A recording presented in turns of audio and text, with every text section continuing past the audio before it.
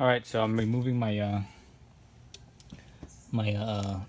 shocks here. Shocks, the whole stock coilovers.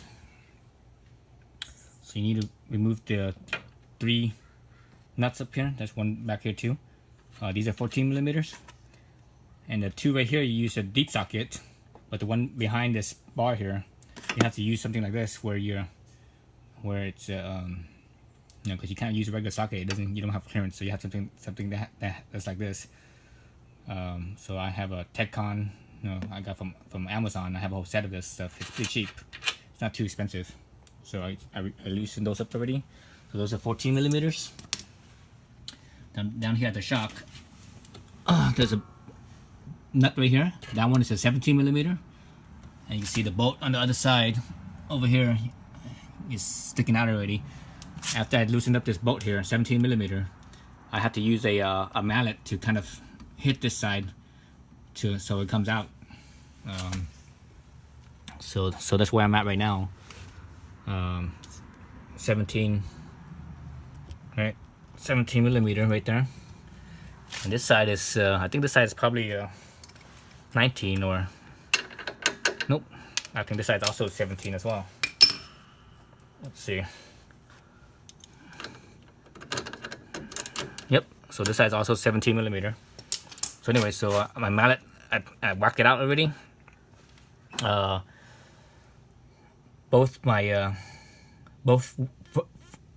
Basically both front wheels are off the ground, so they're both jacked up, and that way there's no you only jack one side. The other side, the suspension will compress, and what happens is when the suspension compresses on one side and let's say this side is up, jacked up, and it's the wheels off the ground, but the other side it's on the ground, so the weight of the car will, the wheel basically gets pushed up, right? So basically the suspension is being compressed on the other side, on the opposite side, because of the sway bar that connects the two. The sway bar also gets pushed up, so this side gets pushed up a little bit from the sway bar as well.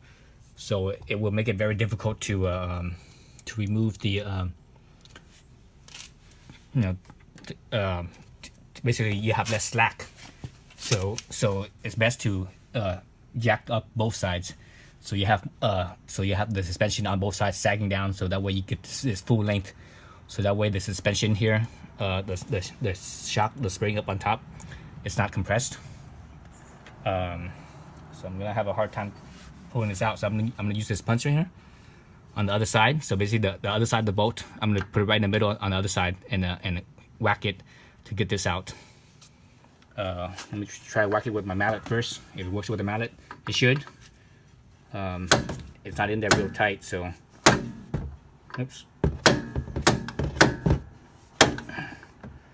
So the punch is kind of long, so I may have like an inch of space, an inch and a half of space. So it's not quite as easy as if it was a little bit more space. I could have some space to swing the mallet, but a little bit at a time. Again, the suspension is actually kind of pushing on the shock. That's why it's kind of hard to come out.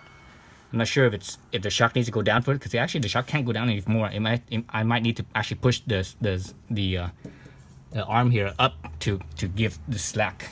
Let me try that. I don't have anything to. I'm gonna just try to use brute force and see if that works.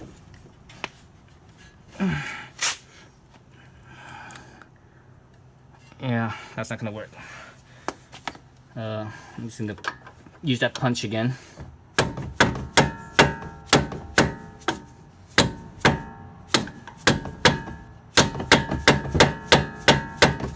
So a little bit at a time.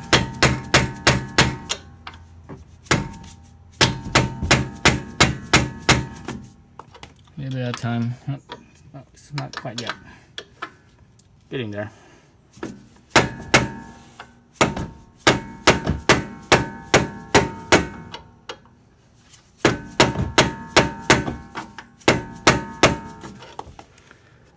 Oh, almost there. Getting pretty close.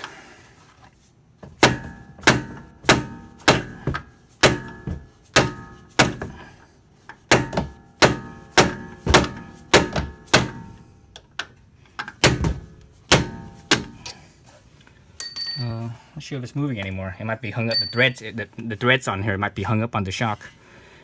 Let's see if I could muscle it a little bit.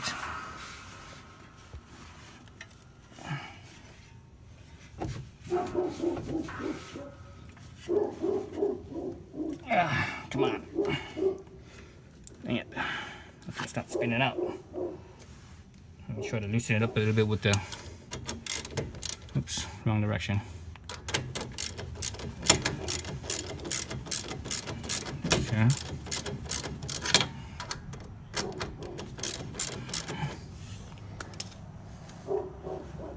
Can't tell which way it's being hung up. It's neither the shock is pushing down on this, or it's the other way around. So I can't tell. I'm trying to put a little bit of... Nope. Man. I don't remember it being so hard the first time taking this off. Then again, the first time was the stock springs. So the length was a little bit different. This one, it's not the stock springs.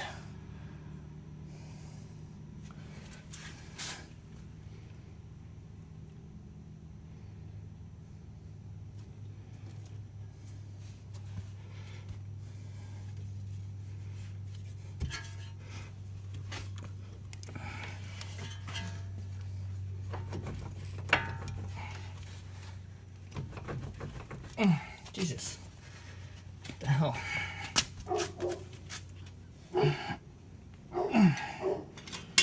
Man, okay, back to the punch and the mallet.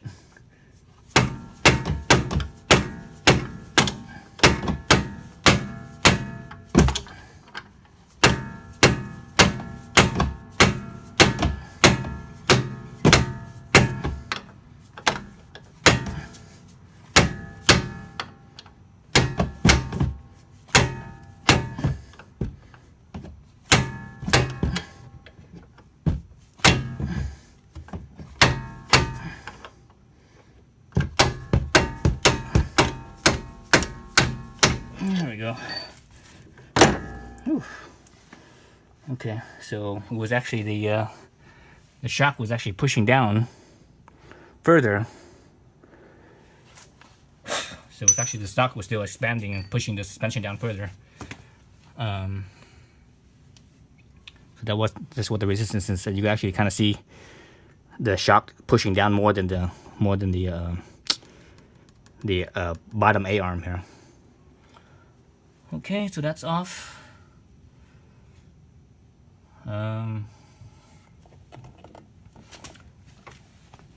So let's see. Now I actually need to disconnect the top A arm to give myself some space here.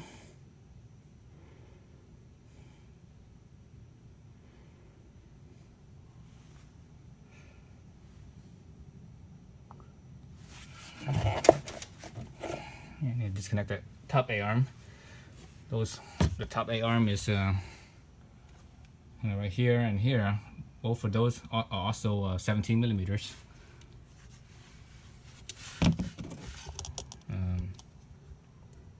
So both of those are 17 millimeters as well.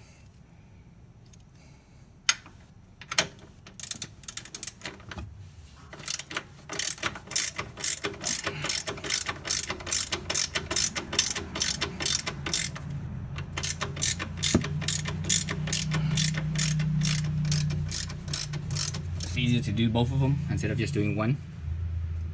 If you only do one, it's kind of tough. Actually, before you do that, before you disconnect it, make sure you before you disconnect the top A arms, make sure you take off your ABS sensor thing here, otherwise it'll put all the stress on this wire here. You know, you put all the stress on this wire, you damage this wire here. That's the ABS sensor. So back to the A-arm. So I loosened up one side already. You loosen up the other side.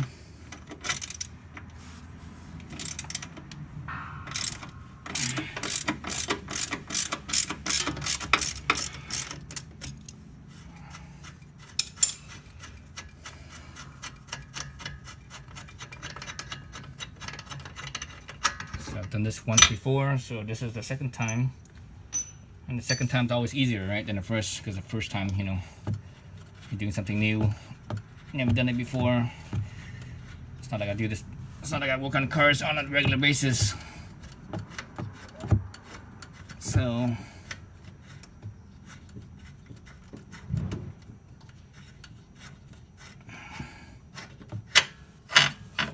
okay, that goes. Okay, so now that bottom A-arm, or excuse me, the top A-arm is loosened up. Now I can actually hopefully I could get the shock out. This, I think last time, this is the hardest part, because the shock is kind of, you know, it's kind of stuck in there. Seems like you have to compress it some to let it out. I might actually have to disconnect the other side too, so that way it drops. That way it'd be easier. Do both sides, disconnect both sides, so that way it drops. Yeah, I'm gonna do that. So I'm gonna connect the other side too. So same thing, do the same thing on the other side.